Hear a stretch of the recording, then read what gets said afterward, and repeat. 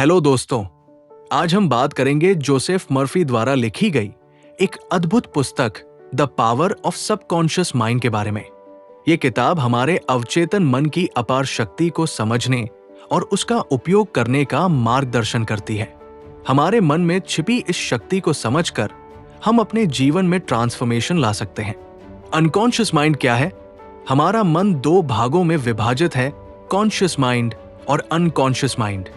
Conscious mind वह है जिससे हम जागृत अवस्था में सोचते और एनालिसिस करते हैं। ये मन का वो हिस्सा है जिससे हम तर्क करते हैं, चुनाव करते हैं और निर्णय लेते हैं। लेकिन हमारे भीतर एक और माइंड है, अनकॉन्शियस माइंड, जो हमारे कॉन्शियस माइंड से कई गुना शक्तिशाली है। ये हमारे सभी अनुभवों, यादों, विश्वासों और भावनाओं का भंडार है। ये 24 घंटे काम करता है और हमारे शरीर के सभी स्वचालित कार्यों को नियंत्रित करता है। जोसेफ मर्फी के अनुसार अनकॉन्शियस माइंड हमारे विचारों और कल्पनाओं के प्रति प्रतिक्रिया करता है, न कि हमारी इच्छाओं के प्रति।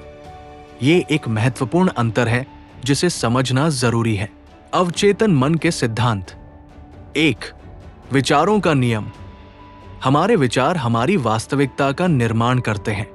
जब हम अपने मन में कोई विचार बार बार दोहराते हैं तो वो हमारे अवचेतन मन में दर्ज हो जाता है और एक विश्वास में बदल जाता है। उदाहरण, पुस्तक में एक किस्सा है एक संगीतकार का जिसे अपनी क्षमताओं पर भरोसा नहीं था। हर दिन वो अपने आप को कहता था, मैं अच्छा प्रदर्शन नहीं कर सकता। इस विचार ने उसके अवचेतन मन में जड़ें जमा ली और वो हमेशा स्टेज पर घबराहट महसूस करता था। जब उसने अपने विचारों को बदलकर मैं एक विश्वस्तरीय कलाकार हूं में परिवर्तित किया तो उसके प्रदर्शन में काफी इंप्रूवमेंट आया। 2. आकर्षण का नियम। हम अपने विचारों के अनुरूप चीजों को अपनी ओर आकर्षित करते हैं। अवचेतन मन उन चीजों और परिस्थितियों को हमारे जीवन में लाता है जो हमारे प्रमुख विचारों के अनुरूप होती है।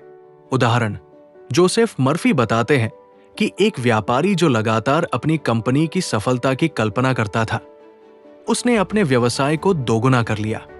उसने अपने अवचेतन मन को समृद्धि और विकास के विचारों से प्रोग्राम किया, जिससे उसके मन ने उन अवसरों को पहचानना शुरू कर दिया जो पहले नजरअंदाज हो जाते थे। 3. प्रतिरोध का नियम। जिस चीज का हम विरोध करते हैं वो बनी रहती है। जब हम किसी समस्या पर बहुत अधिक ध्यान केंद्रित करते हैं तो हम उसे और अधिक शक्ति देते हैं। जिस चीज का हम विरोध करते हैं वो बनी रहती है। जब हम किसी समस्या पर बहुत अधिक ध्यान केंद्रित करते हैं तो हम उसे और अधिक शक्ति देते हैं। उदाहरण, पुस्तक में एक व्यक्ति का उदाहरण दिया गया है जो अनिद्रा, इंसोम्निया से पीड़ित था।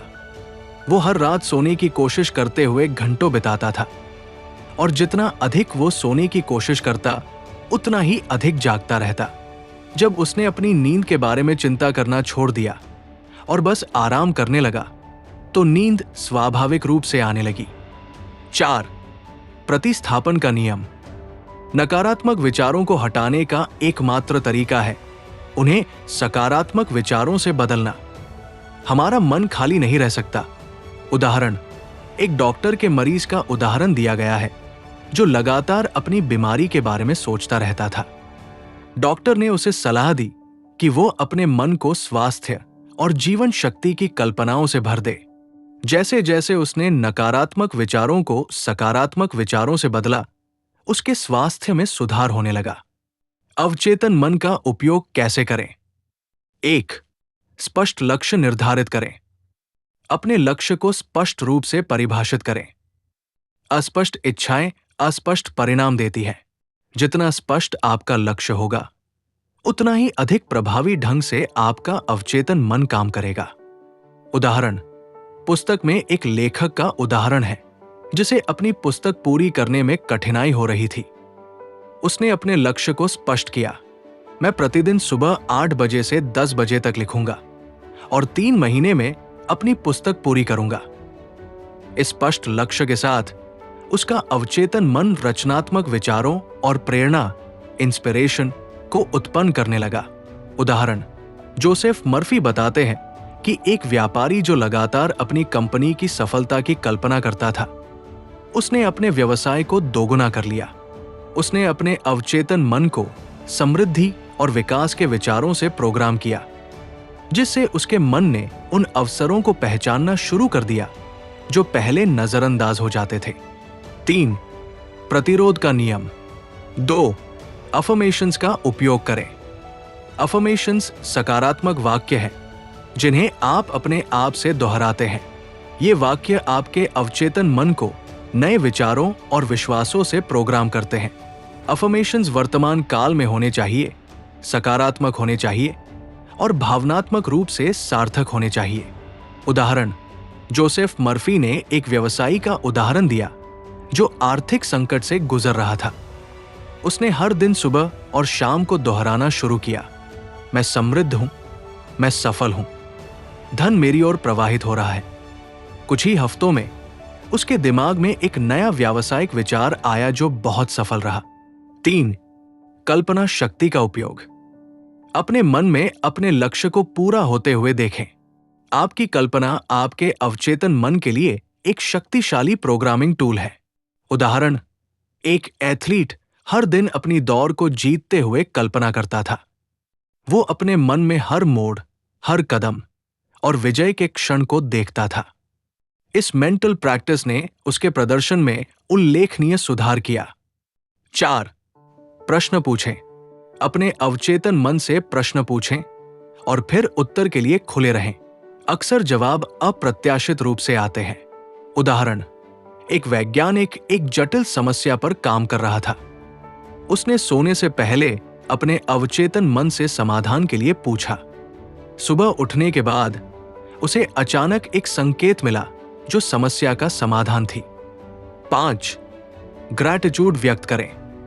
जो चीजें आपके पास है उनके लिए आभारी रहें। आभार की भावना आपके अवचेतन मन को समृद्धि की ओर निर्देशित करती है। उदाहरण, पुस्तक में एक महिला का उदाहरण दिया गया है जिसने हर दिन अपनी जीवन की अच्छी चीजों की सूची बनाना शुरू किया। जैसे जैसे वह अपने जीवन में मौजूद अच्छाइयों के प्रति अधिक आभारी हुई, उसने देखा कि और अधिक सकारात्मक अनुभव उसके जीवन में आने लगे। अवचेतन मन और स्वास्थ्य। हमारा अवचेतन मन हमारे शारीरिक स्वास्थ्य पर गहरा प्रभाव डालता है।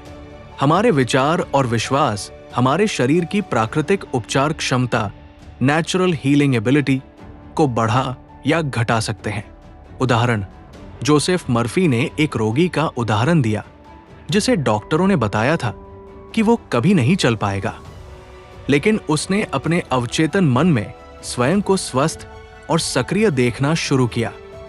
उसने अपने आप को स्वस्थ होते हुए कल्पना की और इसे विश्वास के साथ दोहराया। आश्चर्यजनक रूप से उसकी स्थिति में सुधार होने लगा और अंततः वो फिर से चलने लगा। अवचेतन मन और संबंध। हमारे अवचेतन विश्वास हमारे रिश्तों को भी प्रभावित करते हैं। जो हम दूसरों के बारे में सोचते हैं और जो हम अपने बारे में सोचते हैं, वो हमारे आपसी संबंधों को आकार देता है। उदाहरण, एक दंपति के बीच लगातार विवाद होता था। जब उन्होंने अपने नकारात्मक विचारों को पहचाना और उन्हें एक दूसरे के प्रति प्रेम और सम्मान के विचारों से बदला, तो उनके संबंधों में नाटकीय सुधार आया। Conclusion. The power of subconscious mind हमें सिखाती है कि हमारे भीतर एक अद्भुत शक्ति है जो हमारे विचारों और विश्वासों के अनुसार हमारी वास्तविकता का निर्माण करती है। अवचेतन मन की शक्ति को समझकर और उसका उपयोग करके हम अपने जीवन के हर पहलू, स्वास्थ्य, संबंध, करियर, वित्त में सकारात्मक परिवर्तन ला सकते हैं। जोसेफ मर्फी के शब्दों में, जीवन में परिवर्तन बाहर से नहीं बल्कि अंदर से शुरू होता है। हमारे विचार ही हमारी दुनिया का निर्माण करते हैं। अपने अवचेतन मन की शक्ति का उपयोग करके आप वो जीवन बना सकते हैं जिसकी आप कल्पना करते हैं। ये कोई जादू नहीं है, बल्कि मानव मन का विज्ञान है। आज ही इन सिद्धांतों को अपने जीवन में लागू करना शुरू करें और देखें कि कैसे आपका जीवन बदलता है। धन्यवाद।